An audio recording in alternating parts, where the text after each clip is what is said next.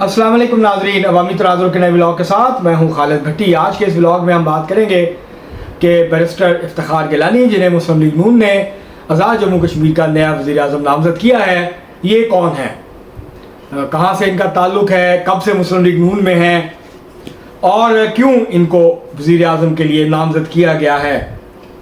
इस सारे जो है मामलात के ऊपर आज के इस व्लॉग में हम बात करेंगे और आपको बताएंगे कि बैरिस्टर जो इफ्तिखार गिलानी है ये चॉइस किसकी है, क्या वाकई इस्टेब्लिशमेंट ने दबाव डाल के इनको वज़ीर आज़म के लिए नामज़द करवाया है या ये मुस्लिम लीग नून की अपनी चॉइस है। इसके ऊपर भी थोड़ी सी बात करेंगे, लेकिन इस पर कोशिश करेंगे कि अलग से एक व्लॉग करें ताकि ये जो क्लैरिटी है ये आ जाए कि ये किसके नुमाइंदे हैं और ये फ़ैसला किसने किया है, क्योंकि इसके हवाले से बहुत ज़्यादा इस वक्त बातचीत हो रही है, सवालात हैं, लेकिन हम अपने आप को कोशिश करेंगे कि इस व्लॉग में महदूद रखें कि बैरिस्टर इफ्तिखार गिलानी जो हैं क्या वो नए हैं मुस्लिम लीग नून में, क्या वो छाता बरदार हैं और क्या वो जो हैं मुस्लिम लीग नून के जो दो बड़े मजबूत उम्मीदवार हैं या बड़े रहनुमा हैं उनके साथ उनका क्या मसला है।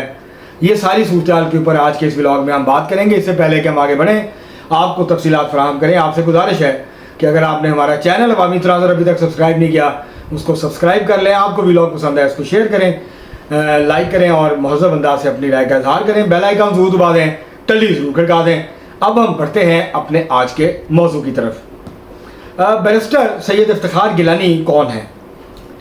सबसे पहली बात तो ये है कि ये 2011 से मुस्लिम लीग नून में है। 2011-10 में जब मुस्लिम लीग नून बनी थी तो ये शामिल हुए थे। इनका ताल्लुक़ मुज़फ़्फ़राबाद की एक बाअसर सियासी गिलानी ख़ानदान से इनका ताल्लुक़ है और ये बैरिस्टर हैं। इस्लामाबाद से पढ़े, उसके बाद फिर ये इंग्लैंड चले गए, वहाँ पे तालीम हासिल की, बैरिस्टर बने और वापस आके ये इस्लामाबाद में कई सालों तक वकालत करते रहे, अच्छे वकील हैं। उसके बाद फिर इन्होंने सियासत में कदम रखा। 2011 में मुस्लिम लीग नून के प्लेटफॉर्म से पहला इलेक्शन लड़ा जो ये जीत गए, क्योंकि वहाँ उस वक्त 2011 में राजा फारूक हैदर खान साहब ने 2 नशिस्तों पे इलेक्शन लड़ा, एक अपना बाई हल्का और दूसरा मुजफ्फराबाद शहर। जब वो जीत गए 2 सीटें, उन्होंने अपना बाई हल्का रखा, ये हल्का खाली कर दिया, तो ज़िमनी इलेक्शन में फिर बैरिस्टर इफ्तिखार जो हैं गिलानी ये इलेक्शन लड़े। पाकिस्तान पीपल्स पार्टी और मुस्लिम कॉन्फ्रेंस ने इनके ख़िलाफ़ इत्तेहाद किया, लेकिन ये उसके बावजूद जीत गए। फिर 2016 में ये काफ़ी बड़े मार्जिन से इलेक्शन में कामयाब हुए, वज़ीर तालीम बने और इन्होंने अपनी मर्ज़ी से तालीम की वजारत ली। इनका ये था कि मैं ज़रा सिस्टम ठीक करूँगा, टीचर्स की जो भर्ती का निज़ाम है, जो करप्शन है उसके अंदर, जो अकबरा परवरी है उसका ख़ात्मा करूँगा। तो ये NTS सिस्टम लेके आए, नेशनल टेस्टिंग सर्विस, ये लेके आए कश्मीर में कि जो भी टीचर्स की असामियाँ पुर होंगी उसके लिए इम्तहान होगा NTS का, उसके बाद फिर इंटरव्यू और फिर बाकी की कार्रवाई होगी। और भी इन्होंने इस्लाहात की, एजुकेशन को बेहतर करने की कोशिश की। तो 2021 का जब इन्होंने इलेक्शन लड़ा तो ये ख्वाजा फारूक से हार गए। उसके बाद 2026 में ये फिर हार गए। अब जब ये इलेक्शन हारे तो इन्होंने राजा फारूक हैदर खान पे इल्ज़ाम लगाया कि मैं जो है वो मुख्तार अब्बासी जो पाकिस्तान पीपल्स पार्टी के उम्मीदवार थे, मैं उनसे इलेक्शन नहीं हारा बल्कि मैं राजा फारूक हैदर खान से इलेक्शन हारा हूँ। वजह क्या है? वजह यह है कि 2016 में बैरिस्टर इफ्तिखार गिलानी वज़ारत उज़्मा के उम्मीदवार थे। किसके उम्मीदवार थे? ये इस्टेब्लिशमेंट के उम्मीदवार नहीं थे, ये मियाँ नवाज शरीफ के उम्मीदवार थे। मियाँ नवाज शरीफ चाहते थे कि ये वज़ीर आज़म बने, लेकिन उस वक्त क्योंकि राजा फारूक हैदर सदर थे और वो बड़े मजबूत थे तो उन्होंने जो है वो ये उनकी जो कोशिशें थी बैरिस्टर इफ्तिखार गिलानी की कामयाब नहीं हुई, तो फिर ये उनकी काबीना में वज़ीर बन गए। उसके बाद 2026 के इलेक्शन में हमने व्लॉग किया था, बैरिस्टर इफ्तिखार गिलानी जब हारे तो हमने उस वक्त व्लॉग किया था और बताया था आपको कि बैरिस्टर इफ्तिखार गिलानी मजबूत उम्मीदवारों में से एक उम्मीदवार थे वज़ारत उज़्मा के, और ये मुस्लिम लीग नून की क़यादत के लिए बड़ा धचका है, क्योंकि उनके 2 ऐसे उम्मीदवार थे जिनकी भरपूर हमायत मुस्लिम लीग नून की جو اعلیٰ قیادت ہے وہ کر رہی تھی، میاں نواز شریف صاحب کر رہے تھے اور مریم نواز شریف صاحب کر رہی تھی. تو ایک مشتاق منہاس تھے باغ سے، وہ بھی ہار گئے، اور بیرسٹر افتخار گیلانی تھے مظفر آباد شہر سے، وہ ہار گئے، کوئی 3300 ووٹوں کی لیڈ سے یہ ہارے. تو پھر ان کو مخصوص نشستوں پہ، جو ٹیکنوکریٹ کی نشست تھی اس پہ ایم ایل اے بنایا گیا، اور اب وہ آج دوپہر 2 بجے یا 2:30 بجے جو بھی ٹائم ہے اس کے اوپر وہ وزیر اعظم بن جائیں گے. پھر ان کی حلف وفاداری ہوگی شام کو. اب جو ہے وہ یہ بھی اعتراض ہو رہا ہے کہ وہ غیر منتخب ہیں، وہ مطلب ڈائریکٹ الیکٹڈ نہیں ہیں. تو کشمیر میں کیا اس طرح کی کوئی مثال پہلے سے موجود ہے؟ تو بالکل موجود ہے.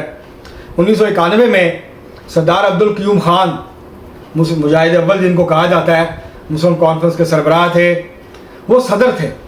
انہوں نے صدارت سے استعفیٰ دیا اور علماء اور مشائخ کی مخصوص نشست پہ ایم ایل اے بنے اور پھر وزیر اعظم بن گئے. تو یہ روایت موجود ہے پہلے سے.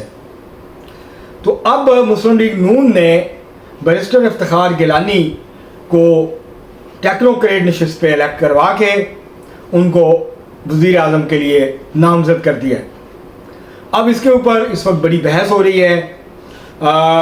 حقیقی معنوں میں بات تو یہی ہے، جو سچی بات ہے وہ یہی ہے، حقیقت یہی ہے کہ شاہ غلام قادر کو وزیر اعظم بننا چاہیے تھا. وہ صدر تھے آزاد جموں کشمیر نون لیگ کے، لیکن وہ نہیں بنے. اور اس کی وجہ شاید یہ ہے کہ ان کے بارے میں یہ تاثر ہے کہ وہ یس مین نہیں ہیں. یہی راجہ فاروق حیدر خان کے بارے میں بھی کہا جاتا ہے. لیکن راجہ فاروق حیدر خان بہت سینئر ہیں، لیکن وہ بہت متنازع ہیں.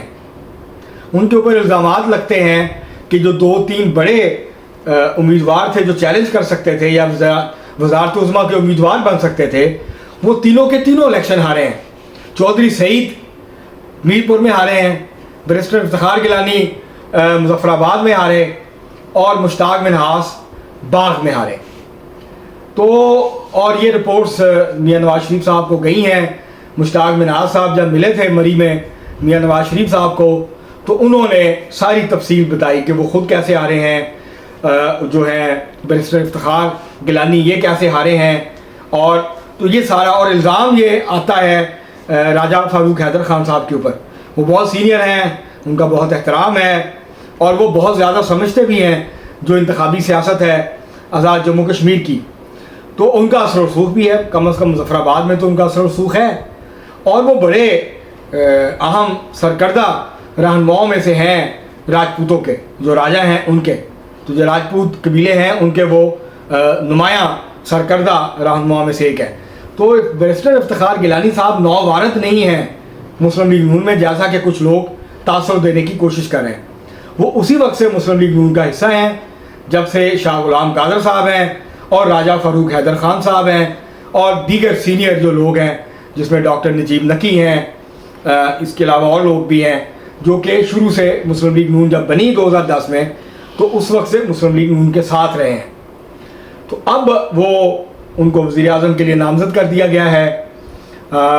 یہ کہنا غلط ہے کہ وہ صرف اسٹیبلشمنٹ کی چوائس ہے. وہ صرف اسٹیبلشمنٹ کی چوائس نہیں ہے، وہ مسلم لیگ نون کی اعلیٰ قیادت کے بھی چوائس ہے. اور اس طرح سے ان کو دوہرا فائدہ ہو گیا کہ ان کی دونوں طرف پذیرائی یا قبولیت موجود تھی، جس کے باعث وہ وزیر اعظم کے لیے نامزد ہوئے. اب ان کے سامنے بہت سے چیلنجز ہیں. سب سے بڑا چیلنج تو اندرونی جو اختلافات ہیں اس پہ قابو پانا ہوگا. وہ کس طرح مناتے ہیں راجہ فاروق حیدر خان صاحب کو اور شاہ غلام قادر صاحب کو.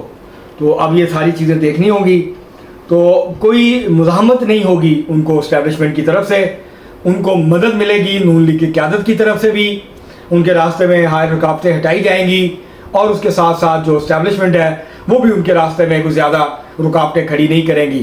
اور اگر وہ اچھے ایک نئے ویژن کے ساتھ آتے ہیں، ریفارمز کرتے ہیں بڑے پیمانے پہ، جو بنیادی لوگوں کے مطالبات ہیں اس کو پورا کرتے ہیں، تو پھر وہ آہستہ آہستہ اوور کم کر سکتے ہیں، قابو پا سکتے ہیں جو مزاحمت مسلم لیگ نون کے اندر سے جس کا ان کو سامنا ہے.